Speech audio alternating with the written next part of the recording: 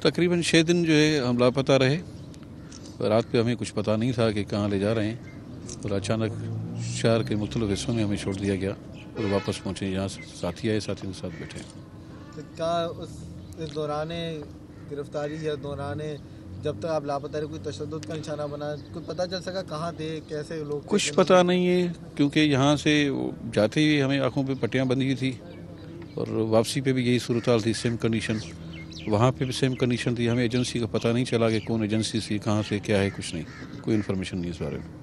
हिदायतुल्लाह साहब, आप बताइएगा कि इस तरह की आप लोगों को लेके गए यहाँ से 6 दिन तक जो है तमाम तरह एहतजाज भी चलता रहा। आज PIA जॉइंट एक्शन कमेटी की जानिब से जो है ऐलान किया गया था, नहीं अगर बाजियाब कराया गया तो बड़ा एहतजाज किया जाएगा, क्या कहते हैं?